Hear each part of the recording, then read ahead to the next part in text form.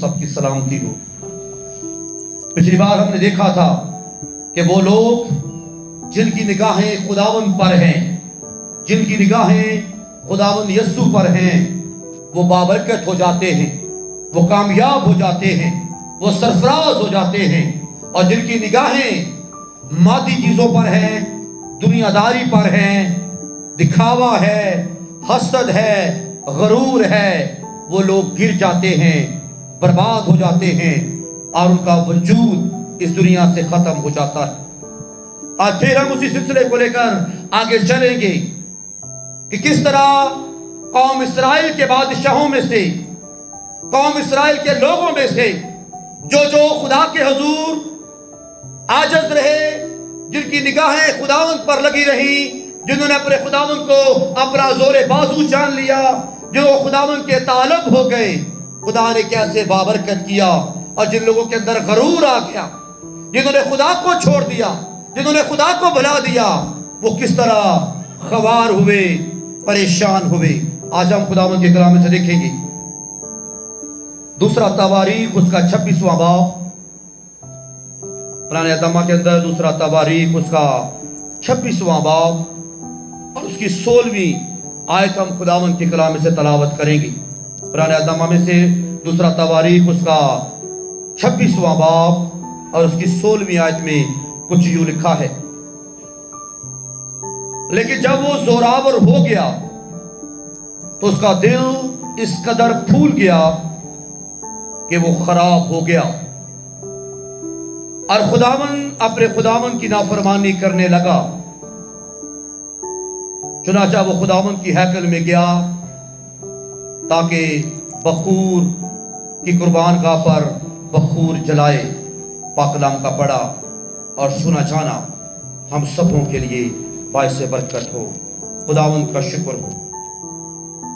اس کا دل پھول گیا، وہ مغرور ہو گیا، وہ خداوند کیا کہ عاجز نہ رہا۔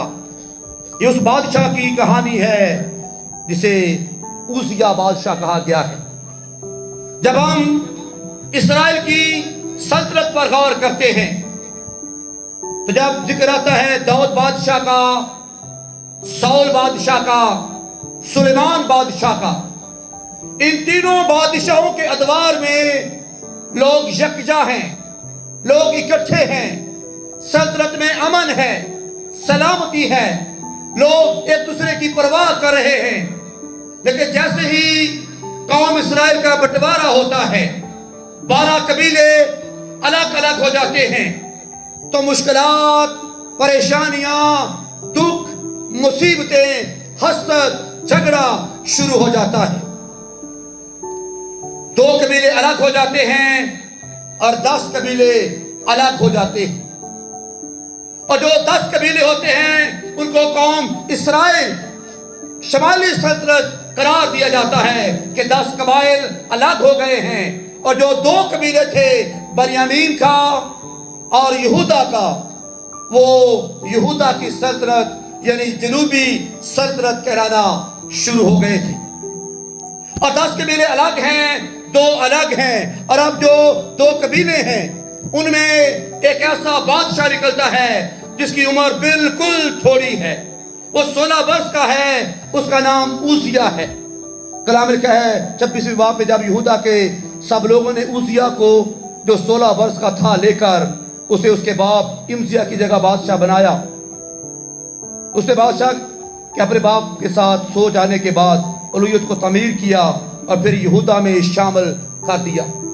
اب عزیہ 16 برس کا ہے، حکمت میں معمور ہے، دانش میں معمور ہے، خداوند سے ڈرتا ہے، خداوند کے ساتھ چلتا ہے، خداوند پر نگاہ لگا رکھی ہیں، اور اپنے ساتھ جو کاہن ہے، زکریا کاہن ہے، اس کے ساتھ بات کرتا ہے، مشورت کرتا ہے، اس سے صلاح لیتا ہے، اس سے خدا کے کلام کی باتوں کو سنتا ہے، اس سے خداوند کی صلاح کو لیتا ہے، اور کلام کہتا ہے عزیہ برکت پر برکت پاتا گیا۔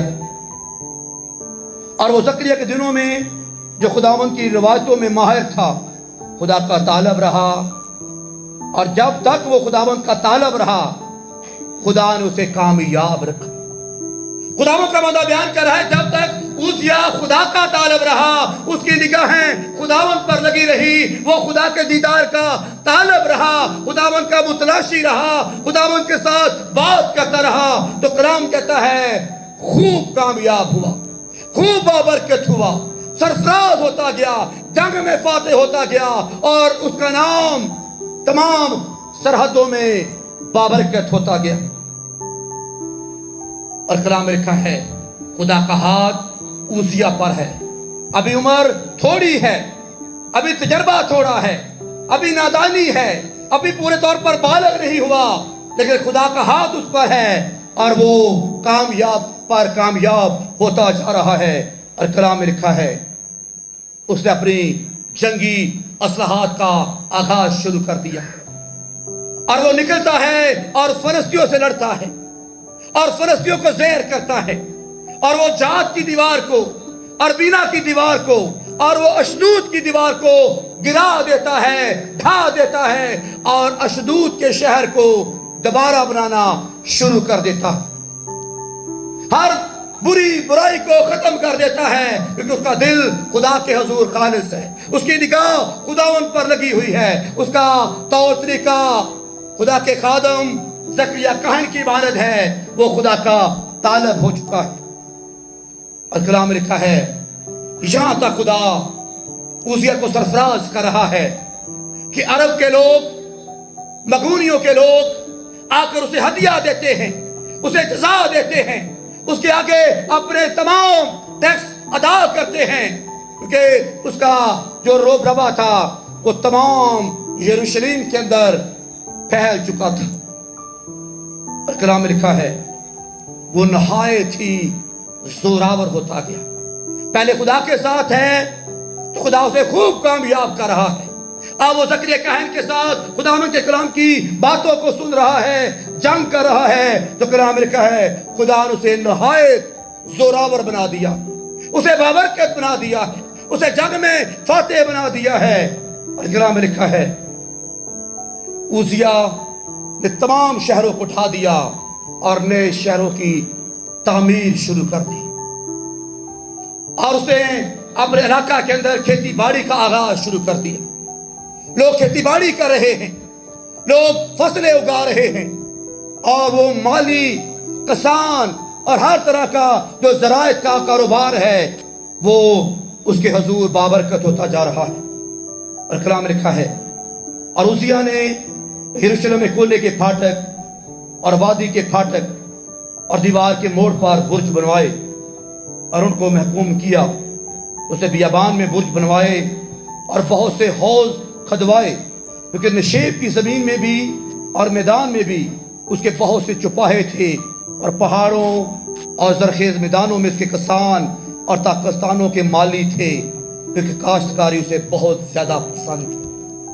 وہ ایسے کام کر رہا ہے جس سے قوم کا بھلا ہو، وہ ایسے کام کر رہا ہے جس سے علاقے کا بھلا ہو، وہ ایسے کام کر رہا ہے جس سے لوگوں کا روزگار چلے، مالی خوش ہیں، باغبان خوش ہیں، کسان خوش ہیں، اور وہ کام کر رہا ہے جو خدا کی نظر میں پسندیدہ۔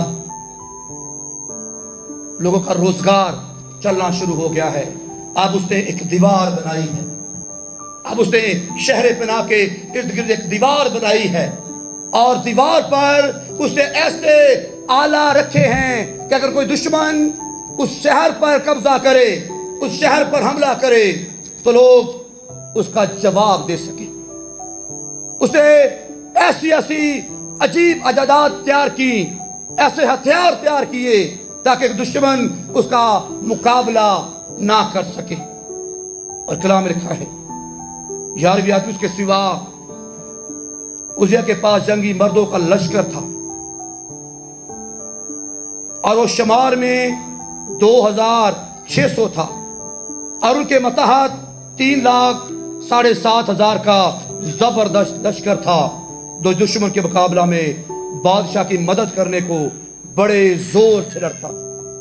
یہ ایسی افواج تیار کر رکھی ہے کہ اگر کوئی دشمن تیاری کرے گا، اگر فلسطین حملہ کرے گا، اگر دوسرے مغونی حملہ کریں گے، تو یہ جو سپہ سالار ہیں، یہ جنگجو ہیں، یہ اوزیا کا زور بن جائیں گے۔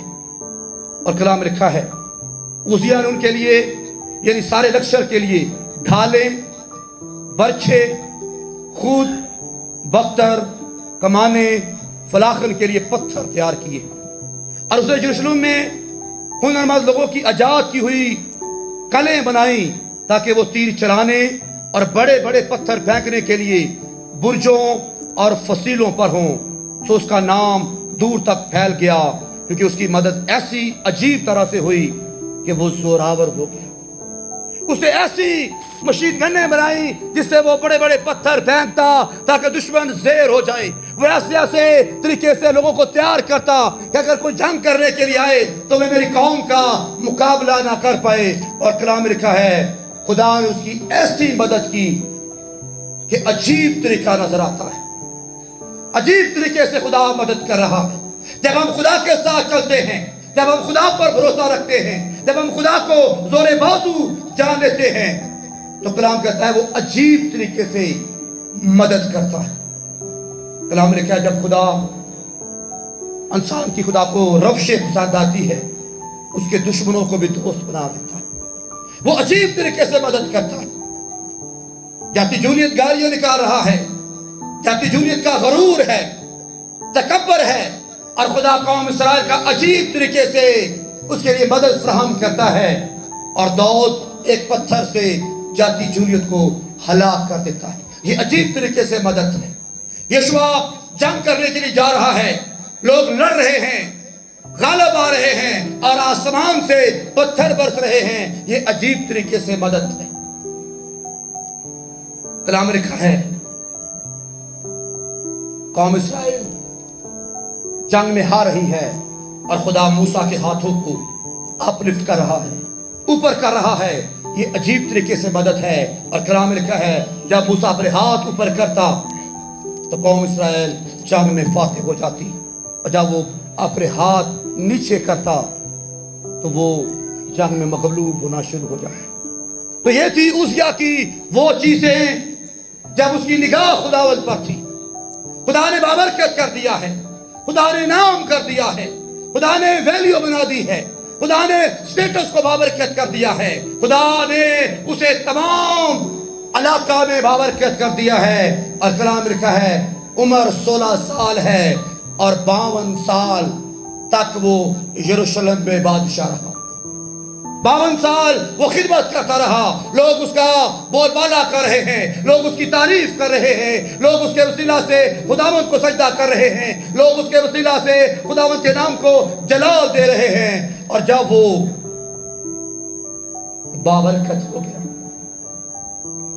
جب انسان ترقی کر جاتا ہے، جب انسان کسی منزل کو پا لیتا ہے، جب انسان کے پاس روپیہ پیسہ آ جاتا ہے، جب انسان کا مقام بڑھ جاتا ہے تو ایک چیز ہے جو انسان کے اندر آ جاتی ہے، وہ غرور ہے۔ اب یہاں پر اوزیا کی زندگی میں غرور آنا شروع ہو گیا ہے، تکبر آنا شروع ہو گیا ہے۔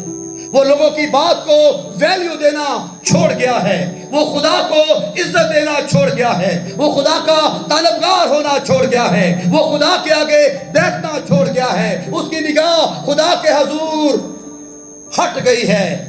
اور کلام میں لکھا ہے 16ویں آیت میں، لیکن جب وہ زوراور ہو گیا اس کا دل اس قدر پھول گیا کہ وہ خراب ہو گیا، اور خداوند اپنے خدا کی نافرمانی کرنے لگا۔ چنانچہ وہ خداوند کی ہیکل میں گیا تاکہ بخور کی قربان پر بخور چلائے۔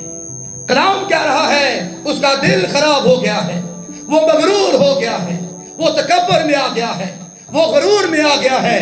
اور جب کوئی بھی انسان جب غرور میں آتا ہے تو خدا اسے گرانا چاہتا ہے۔ کلام نے کہا وہ تو مغرور کو دور ہی سے پہچان لیتا ہے لیکن حلیم کو سرفراز کرتا ہے، جھکے ہوئے کو سرفراز کرتا ہے، جھکے ہوئے کو پھلدار کر دیتا ہے۔ یہاں پر اب اوزیا مغرور ہو گیا ہے، گھمنڈی ہو گیا ہے، انا پرست ہو گیا ہے، آکڑ والا ہو گیا ہے۔ اور کلام میں لکھا ہے کام تو ہے بادشاہی کا، کام تو ہے جنگ کرنا، کام تو یہ ہے کہ وہ لوگوں کی دیکھ بھال کرے۔ اب وہ چرچ کے اندر हैकल के अंदर भी अपने आप को ले जा रहा है। जब वो हैकल में जाता है, बखूर जलाने के लिए जाता है, तो कलाम में लिखा है 80 लोगों ने उसे रोका कि ये तेरा काम नहीं है, ये तो खुदा के लोगों का काम है, ये तो काहिनों का काम है, ये तो खुदा के शरीदों का काम है, ये तो हारून के बेटों का काम है, ये तो उस कबीले का काम है जो खुदावंद की खिदमत करते हैं, खुदावंद के नाम को जला देते हैं। तू बादशाह है, सिर्फ बादशाह रह। कलाम में लिखा है तब अज़रिया काहिन उसके पीछे गया और उसके साथ खुदावंद के 80 काहिन और थे जो बहादुर आदमी थे। उन्होंने उजिया बादशाह का सामना किया और उससे कहने लगे, आए उजिया, खुदावंद के लिए बखूर जलाना तेरा काम नहीं, बल्कि काहिनों यानी हारून के बेटों का काम है। जब बखूर जलाने के लिए मुकद्दस किए गए हैं, सो मकदस से बाहर जा, क्योंकि तूने खता की है और खुदावंद की तरफ से तेरी इज्जत का बायस ना हो। उन काहिनों ने कहा कि तू खुदा के हुजूर गलत चला है, ये तेरा काम नहीं है, तेरा काम है सियासत करना, तेरा काम है जंग करना, तेरा काम है अपने लोगों को संभालना। ये काम है हारून के बेटों का, ये काम है खुदा के चुने हुए लोगों का, ये काम है खुदा के बुलाए हुए लोगों का। और कलाम में लिखा है ये बात उजिया के लिए बड़ी खतरनाक साबित हुई। गरूर है, अना है, स्टेटस है, तकब्बर है। वो कहता है कौन है जो मुझे इस काम से रोकेगा, कौन है जो मुझे इस काम के लिए मना करेगा। यही काम कुछ नुमान कोड़ी का भी था। स्टेटस है, वैल्यू है, जर्नैल है। और जब वो खुदा के बंदा के पास जाता है तो खुदा का बंदा दूर से कहता है, जा दरे फरात के अंदर 7 गोते लगा। उसने कहा मैं तो बादशाह हूं, मेरी तो वैल्यू है, मेरा तो नाम है, मेरा तो स्टेटस है, मैं किस तरह उस दरिया में गोते लगाऊंगा। मेरे यहां बड़े बड़े दरिया हैं, फरफर है, अबाना है, मैं तो वहां पर जाकर गोते लगाऊंगा। तो हवारी आते हैं, अगर खुदा का खादम तुझे कोई और काम कहता तो क्या तू ना करता। तो कलाम में लिखा है नुमान कोड़ी ने 7 बार गोते लगाए, और जब 7वां गोता लगाया तो कलाम में लिखा उसका जिस्म बच्चे की मानत सफेद हो गया। उसका अना, तकब्बर, गरूर सब कुछ खत्म हो गया, लेकिन उजिया का गरूर बाकी। तब उजिया गुस्से में हुआ और खुशबू जलाने को बखूदान अपने हाथ में लिए हुए था। और जब वो काहिनों पर झुंझला रहा था तो काहिनों के सामने ही खुदावंद के घर के अंदर बखूर की कुर्बान गाह के पास उसकी पेशानी पर कोड़ फूट निकला। लड़ रहा है खुदा के खादमों के साथ, लड़ रहा है खुदा के लोगों के साथ, बदतमीजी कर रहा है खुदा के चुने हुए लोगों के साथ। तो कलाम में क्या लिखा है, उसके माथे पर खुदा ने फौरन कोड़ लगा दिया। खुदा ने फौरन जवाब दिया कि तू अब मगरूर हो गया है, अब तू किसी काम का नहीं। इसलिए मैंने कलाम में बयान किया कि खुदा मगरूरों का मुकाबला करता है। हम गरूर करना शुरू कर देते हैं अपने रुपए पैसे पर, हम गरूर करना शुरू कर देते हैं अपनी आवाज पर, हम गरूर करना शुरू कर देते हैं अपनी खिदमत पर, हम गरूर करना शुरू कर देते हैं अपने टैलेंट पर, हम गरूर करना शुरू कर देते हैं अपने हुस्न पर, हम गरूर करना शुरू कर देते हैं तरह तरह की बातों पर। लेकिन कलाम कहता है गरूर का सर खुदा नीचा करना चाहता है, और जो झुक जाता है वो बाबरकत हो जाता है। पहले उजिया झुका हुआ है, पहले उजिया खुदा का तालब है, पहले उजिया खुदावंद के आगे तलबगार है खुदावंद का। तो खुदावंद हर कौम, कबीले, उम्मत के अंदर वैल्यू बना रहा है। लेकिन जैसे ही गरूर आया, तकब्बर आया, खुदा को छोड़ दिया, तो कलाम में लिखा है कोड़ी हो गया, और वो कोड़ ताअबद रहा, सदा उसके साथ रहा। और सरदार काहिन अज़रिया और सब काहिनों ने उस पर निगाह की और देखा उसकी पेशानी पर कोड़ निकला, तो उन्होंने उसे जल्द वहां से निकाला। उसने खुद भी बाहर जाने में जल्दी की, क्योंकि खुदावंद की बार उस पर पड़ी थी। पहले लोग कह रहे हैं कि ये तेरा काम नहीं है, ये काम तो खुदा के लोगों का है, یہ تو کام خدا کے چنیدہ لوگوں کا ہے. اس نے بات نہ مانی، لیکن جب خداوند کی مار پڑی، خداوند نے کھوڑ لگایا، تو کلام لکھا ہے جلد ہی ہیکل سے باہر نکلا اور بھاگنا شروع کر دیا. اور یہ کوڑ سدا رہا، یہ کوڑ اس کی زندگی میں ختم نہ ہوا. اگر وہ خدا کا طالب رہتا تو شاید وہ بابرکت ہو جاتا. آج اب خدا مجھے اور آپ کو بابرکت کرتا ہے، ہمارے بچوں کو سرفراز کرتا ہے، ہماری زندگی کو سرفراز کر دیتا ہے. تو کبھی غرور گھمنڈ نہ کرے، کیونکہ یہ گھمنڈ خدا کو پسند نہیں ہے. کلام میں لکھا ہے نبوکدنصر نے بھی گھمنڈ کیا، غرور کیا، اور ہیکل کی چیزوں کا استعمال کیا، ہیکل کے برتنوں کا استعمال کیا، ہیکل کی چیزوں کو لیا اور اس میں میخوری کی. اور کلام میں لکھا ہے خدا نے اس کا غرور توڑا، اور 7 برس تک وہ جانوروں کی طرح گھاس کھاتا رہا. اس کے بال بڑھ گئے، اس کے ناخن بڑھ گئے، اور وہ جانوروں کی طرح حرکتیں کرتا، جانوروں کی طرح کھاتا. وہ تو بادشاہ تھا، لیکن جب غرور آیا، تکبر آیا، اور طرح طرح کی باتیں اس کے دل میں آئی، تو خدا نے تخت سے اٹھا کر اسے پھینک دی. اس لیے میری عزیزو، کلام لکھا حلیم زمین کے وارث ہوں گے، حلیم بابرکت ہو جائیں گے. یہ بات اوزیا کی زندگی سے ہم نے سیکھا ہے کہ جو خداوند کے ساتھ چلتا ہے وہ تو بابرکت ہو جاتا ہے، لیکن جو خداوند کو بھول جاتا ہے، خداوند کو اپنا زور بازو نہیں جانتا، جو خداوند کے آگے مغرور ہو جاتا ہے، جو خداوند کے آگے گھمنڈ کرنا شروع ہو جاتا ہے، خدا اسے باہر نکال دیتا ہے. خدا اسے باہر نکال دیتا ہے جہاں رونا اور دانت پیسنا ہوتا ہے. اس لیے اپنے بچوں کو ہمیشہ خدا کے کلام سے تنبیہ کریں. بے شمار مثالیں ہیں، بے شمار کلام میں شخصیات ہیں، بے شمار بادشاہ ہیں، نبی ہیں، پیغمبر ہیں، جن کی زندگی سے ہمیں سبق ملتا ہے. جو چھپ گئے وہ تو بابرکت ہو گئے، اور جو انا میں رہ گئے وہ زمین کے نیچے دب کر رہ گئے.